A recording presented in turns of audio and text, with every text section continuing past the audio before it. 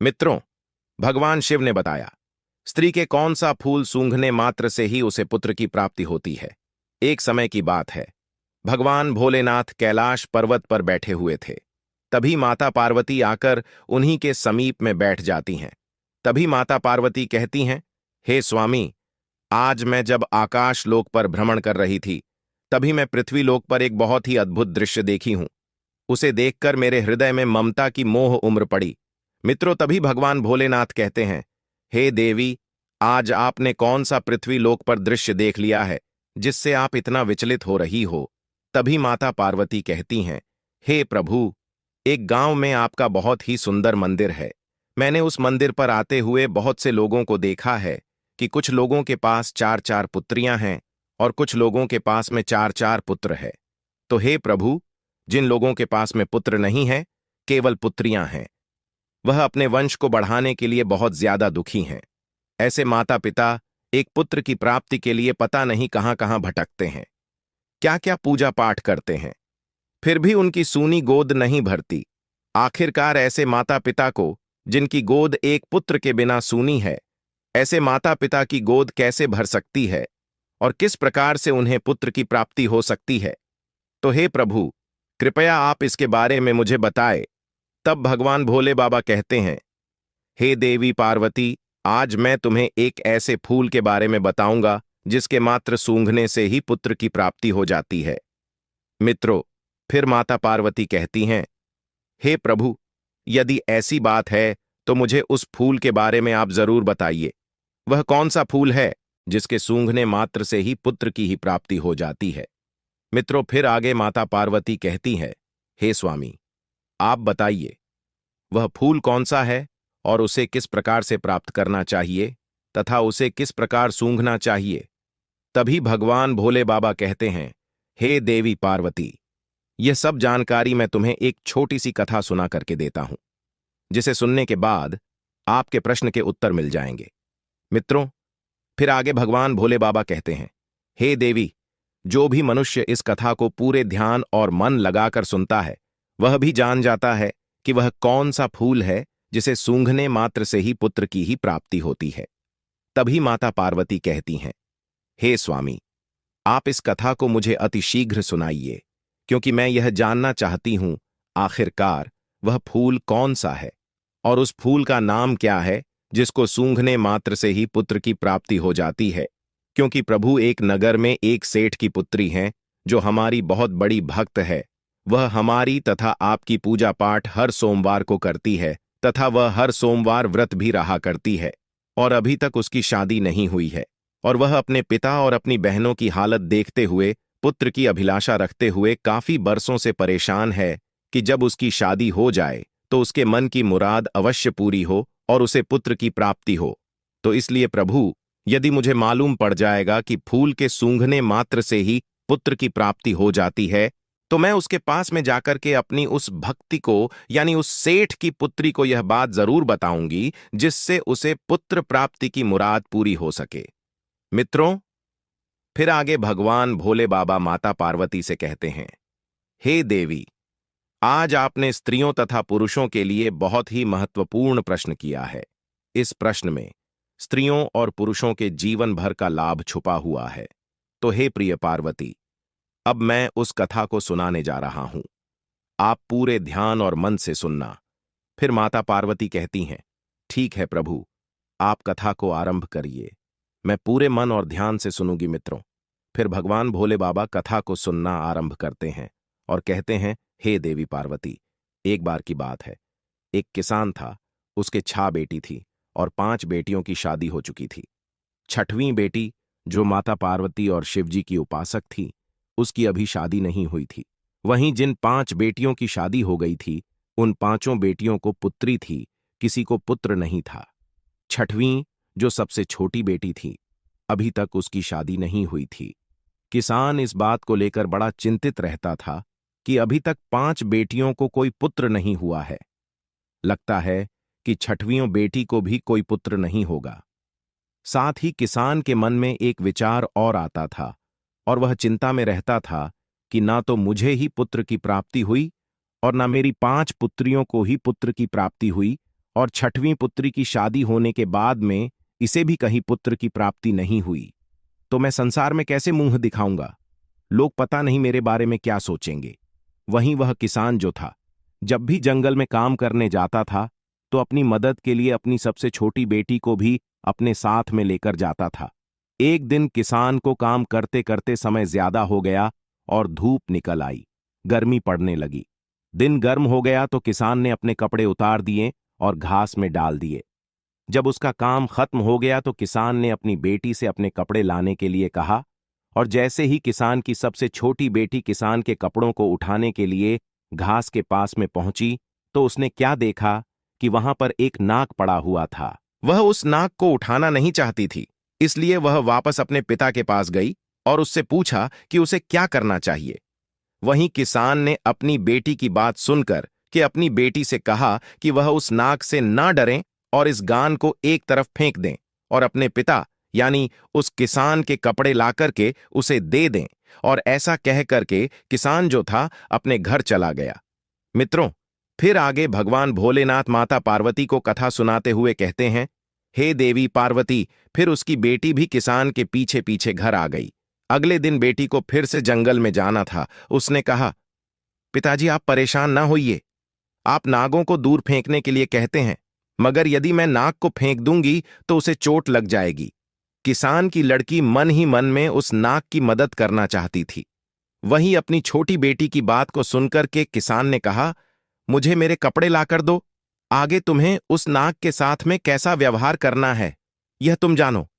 इस प्रकार किसान की बात सुनकर के किसान की छोटी बेटी उस नाग के पास गई और फिर जंगल में उसे वह नाग मिल गया। लेकिन उसने उस नाग से कहा, हे मेरे प्यारे छोटे भाई, क्या तुम लेटने के लिए मुलायम जगह चाहोगे? वहीं नाग ने किसान की पुत्री की ओर उज्ज्वल और मैत्रीपूर्ण आंखों से देखा, मानो वह कुछ कहना चाहता हो। इसीलिए किसान की लड़की ने उस जहरीले नाग के भाव को समझकर कि कुछ खरपात्रवार इकट्ठा की और उस नाग के लिए एक अच्छा सा नरम जगह बना दी और फिर उस नाग से कहा, तुम इस नरम जगह में लेट जाओ। फिर जैसे ही किसान की लड़की ने उस नाग को उस जगह पर लेटाया तो वह नाग किसान की लड़की से कहने लगा और उससे पूछा, क्या तुम मेरी सेवा में आना चाहोगी? मैं जानता हूं तुम्हारे पिता बहुत ही गरीब हैं और वह मुझे दूर फेंकवाना चाहते थे क्योंकि उन्हें उनके कपड़े मिल सके। क्योंकि मैं गर्मी में बहुत परेशान हो रहा था, इसलिए तुम्हारे पिता के कपड़ों में बैठ गया। तुम बहुत अच्छी लड़की हो, मैं तुम्हें पसंद करता हूं। तुम केवल बस हर दिन लगभग कुछ घंटे मुझे अपने साथ घुमाने के लिए ले चला करो। इसके लिए मैं तुम्हें रोजाना बहुत सारा धन दूंगा, मजदूरी और खाना पीना भी दूंगा। यदि तुम 3 बरस तक ऐसा करो तो मैं जादू से छुटकारा पा लूंगा, क्योंकि मैं एक जादुई राजकुमार हूं। और फिर राजकुमार बनते ही यानी अपने असली रूप में आते ही मैं तुम्हारे साथ में विवाह भी कर लूंगा। मित्रों, फिर आगे भगवान भोले बाबा कहते हैं, हे देवी। वहीं नाग की बात को सुन के वह लड़की तैयार हो गई। लड़की ने कहा, मैं आपकी सेवा करने के लिए तैयार हूं, आप जैसा कह रहे हैं मैं वैसा ही करूंगी। तो नाग ने कहा, फिर कल इसी समय पर तुम आ जाना। और फिर वह लड़की वापस आने का वचन देकर कि अपने पिता के कपड़े लेकर के घर वापस आ गई और वहीं रात को खाना खाने के बाद सो गई। और फिर जब सुबह को उठी तो उसने अपने पिता किसान से कहा, पिताजी, आपके कपड़े मैंने लाकर आपको दे दिए। अब तक मैंने अपनी और आपकी गरीबी देखी है। मैं काफी समय तक घर पर रह चुकी हूं। अब मैं दुनिया में अपनी किस्मत आजमाने जा रही हूं। आप मुझे जाने की अनुमति देने की कृपा करें। मित्रों, उधर वह किसान अपनी लड़की को कहीं भी जाने की अनुमति देना नहीं चाहता था, क्योंकि वह लड़की नाग को वचन देकर के आई थी। इसलिए उसने अपने पिता से कहा, चाहे उसे भीख ही क्यों ना मांगनी पड़े, मगर अब मैं भाग्य को बदल कर ही रहूंगी। और ऐसा कहकर के किसान की लड़की जो थी जंगल में चली गई। वह जंगल में गई और जल्दी ही उसे वही नाग मिल गया। फिर वह उसके आने से बहुत ही प्रसन्न हुआ और नाग ने उससे कहा, अब तुम आ गई हो तो मुझे थोड़ा इधर उधर घुमाने के लिए ले चलो। फिर किसान की लड़की ने वैसा ही किया। फिर किसान लड़की ने उस नाग को अपने पीछे पीछे घूमने के लिए लेकर चल दी। मित्रों, फिर आगे भगवान भोले बाबा माता पार्वती से कहते हैं, हे देवी, जब शाम में घुमाते घुमाते पहले ही दिन का समय समाप्त हुआ तो उस जंगल में एक शानदार महल अचानक प्रकट हो गया। उस महल में एक बड़ा सा कमरा था, जिसमें एक बड़ी मेज थी, जो खाने पीने की चीजों से सजी हुई थी, जो उस लड़की अपने पूरे जीवन काल में कभी नहीं देखी थी। फिर तो किसान की लड़की ने भरपेट खाना खाया और फिर बिस्तर पर चली गई। और फिर रोजाना हर दिन वह 1-2 घंटे के लिए उस नाग को अपने साथ रखती थी और फिर महल में जाती थी, जहां उसके लिए सब कुछ तैयार किया जाता था और जहां उसके लिए शानदार व्यवस्था की जाती थी। मित्रों, फिर आगे भगवान भोले बाबा माता पार्वती को कथा सुनाते हुए कहते हैं, हे देवी, इस प्रकार धीरे धीरे 1 वर्ष बीत जाने के बाद में किसान की लड़की ने उस नाग से अपने पिता से मिलने की अनुमति मांगी। तो नाग ने कहा, तुम्हारी इच्छा अपने पिताजी से मिलने की है, तो जाओ, मिलाओ और अगले दिन वापस लौट आना। और फिर नाग इस शर्त पर सहमत हुआ कि वह तुरंत लौट आएगी। इस प्रकार किसान की लड़की ने अपने पिता और अपनी बहनों के लिए सोना और अन्य कीमती चीजें ले लीं और अपने घर चली आई। जब वह अपने खजाने के साथ में अपने पिता के पास पहुंची, तो उसके पिता और उसकी बहन जानना चाहती थीं कि यह सारा सामान उसे कहां से मिला है और इसका मालिक कौन है। लेकिन उस लड़की ने उन्हें कुछ भी नहीं बताया, क्योंकि नागराज ने उसे ऐसा करने से मना कर दिया था। यहां तक कि किसान और उसकी 5 बेटियों ने उसको बहुत ज्यादा मारा पीटा, लेकिन उसने कुछ भी नहीं कहा। और वहीं अगले दिन वह लड़की उस नाग के पास वापस जंगल में चली गई और फिर उस नाग को हर दिन 1 या 2 घंटे तक घुमाने ले जाती रही। इस प्रकार दूसरे वर्ष के अंत में एक बार फिर वह अपने पिता और अपनी बहनों से मिलने गई और इसी प्रकार तीसरे वर्ष के अंत में भी मिलने गई। वहीं जब किसान की लड़की तीसरी बार नाग को छोड़ करके अपने पिता और अपनी बहनों से मिलने के लिए गई, तो जाने से पहले नाग ने कहा था कि आज तुम तुरंत लौट कर आना, कल तक नहीं रुकना। और इस प्रकार वह लड़की आने का वचन दे करके उस नाग को छोड़ करके चली गई। उधर जब वह लड़की अपने पिता के पास पहुंची, तो उसके पिता और उसकी बहनों ने इस बात पर जोर दिया कि जो धन वह अपने साथ लेकर आती है, सोना चांदी आदि, उसका असली मालिक कौन है और वह किसके यहां पर काम करती है। वहीं उस लड़की ने अपने पिता और अपनी बहन को कुछ भी नहीं बताया, तो किसान ने उसे घर से बाहर जाने देने से इनकार कर दिया। वहीं किसान की बेटी ने किसी तरह से अपने आप को बाहर जाने का रास्ता निकाल लिया। आखिरकार उसने जोर लगा करके खुद को अलग कर लिया, लेकिन जब तक वह जंगल में लौटी तब तक बहुत देर हो चुकी थी। नाग अब वहां पर नहीं था। मित्रों, दुख की बात तो यह थी कि उसने हर जगह देखा, लेकिन वह महल भी वहां से गायब हो गया था और नाग भी वहां से गायब हो गया था, क्योंकि जब वह दूर थी, यानी अपने पिता के घर में थी, तो उस नाग के 3 वर्ष पूरे हो चुके थे और 3 वर्ष पूरे होने पर उसका जादू टूट चुका था और वह नाग वापस एक राजा के रूप में बदल गया था और फिर वह अपने राज्य को वापस चला गया था। उधर उस नाग को जंगल में ना पाकर के वह लड़की बहुत परेशान होने लगती है और सोचने लगी, शायद मेरे पिता और मेरी बहनों ने मुझे घर पर ना रोका होता, तो शायद आज वह नाग मेरे पास होता। फिर तो लड़की ने उस नाग को दुनिया भर में खोजने का फैसला किया और ढूंढते ढूंढते रास्ते में वह जंगल में एक झोपड़ी के पास पहुंची, जहां पर एक बूढ़ी औरत रहती थी। फिर उसने रात के लिए आश्रय मांगा और बुढ़िया को सारी बात बताई।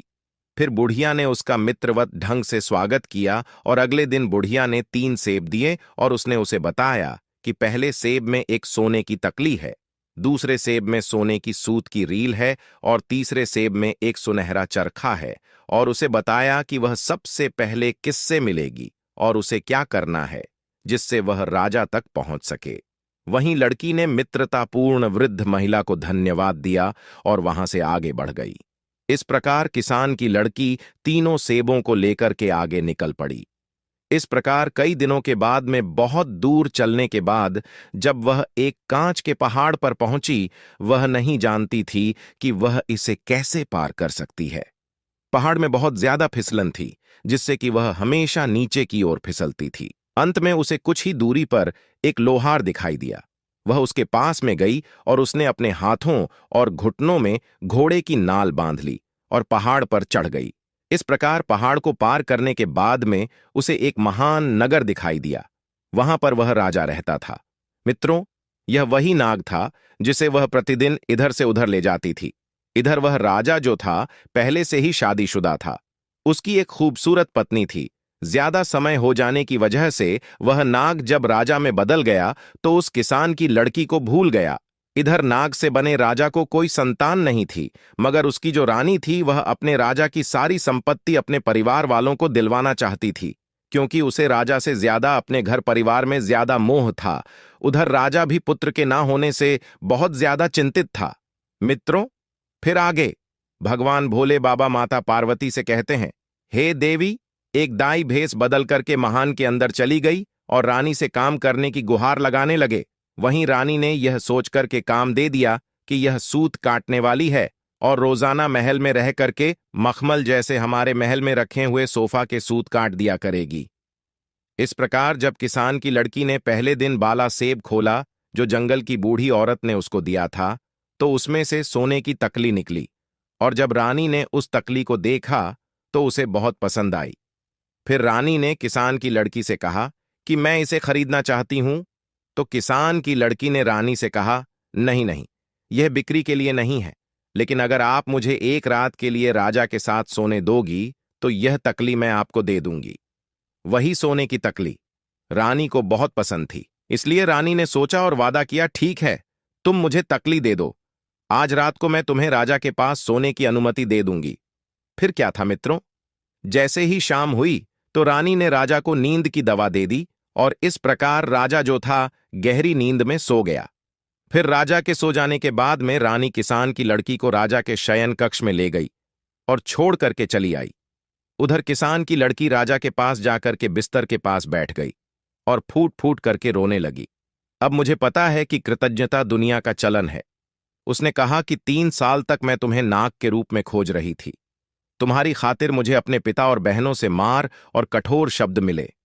कांच के पहाड़ पर चढ़ने के लिए मेरे हाथों और घुटनों में घोड़े की नाल बंधी गई, और अब तुम सब कुछ भूल गए हो कि आपने मुझसे शादी का वादा किया था, और यहां तो आप अपने पत्नी के साथ में सुखपूर्वक जीवन बिता रहे हो।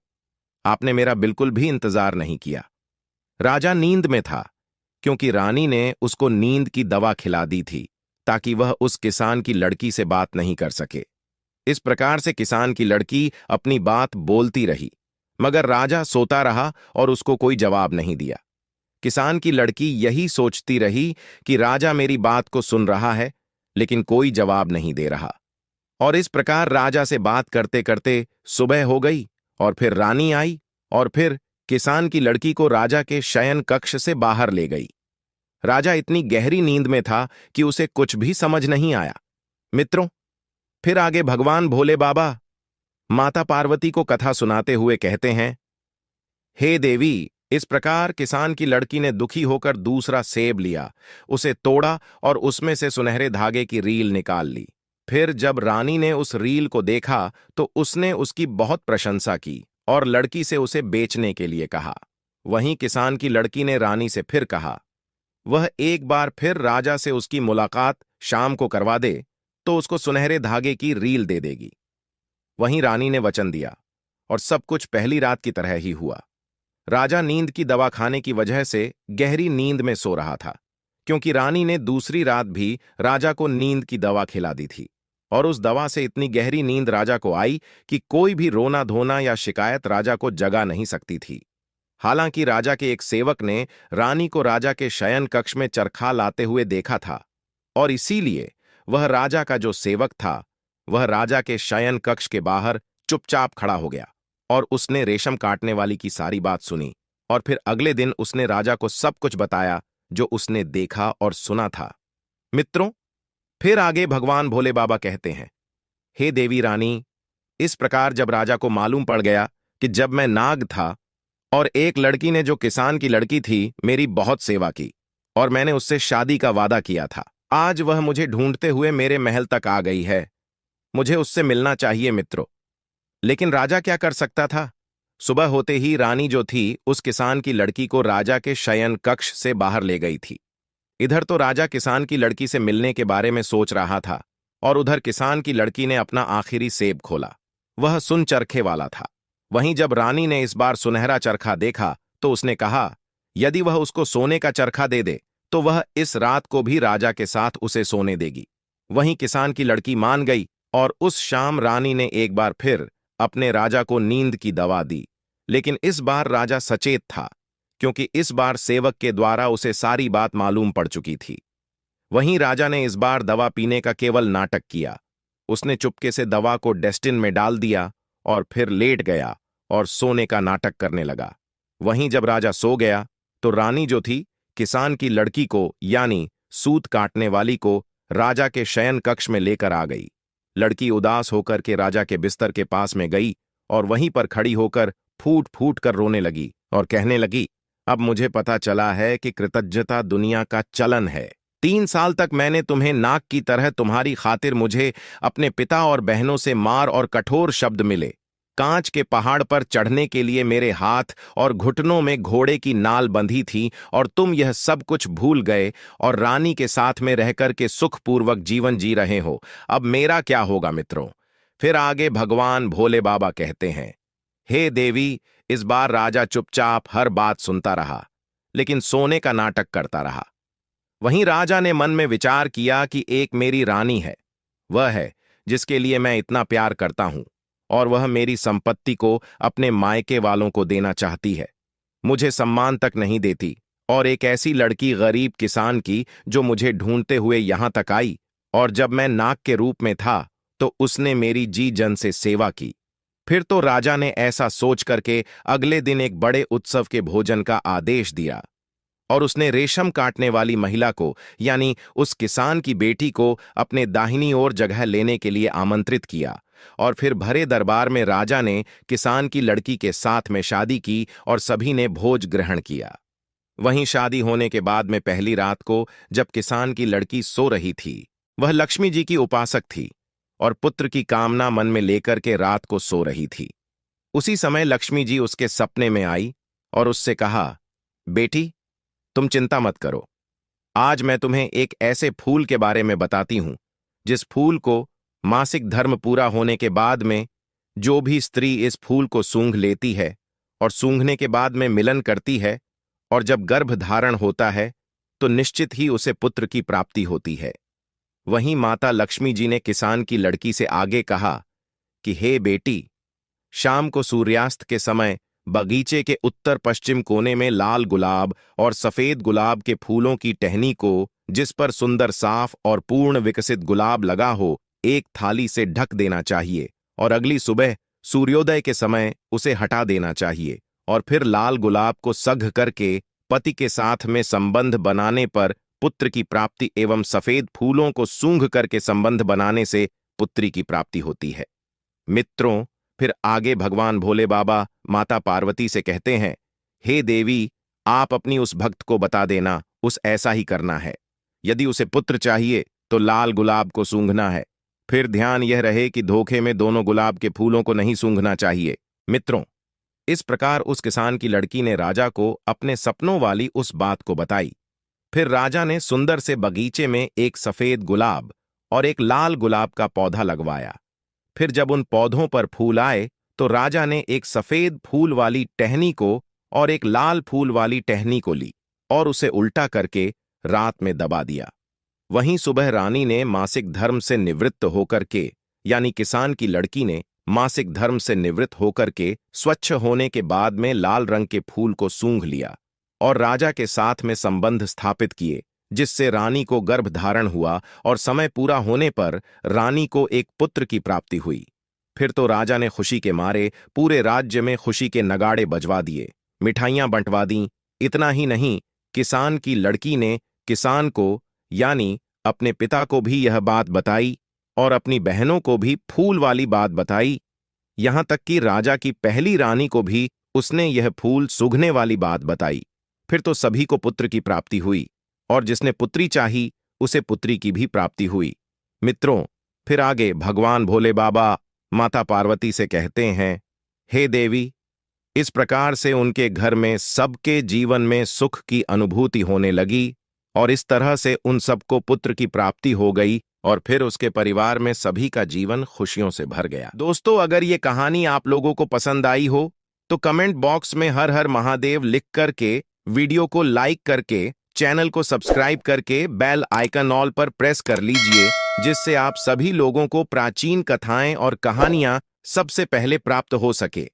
मित्रों, वीडियो को पूरा देखने के लिए आप सभी लोगों का धन्यवाद।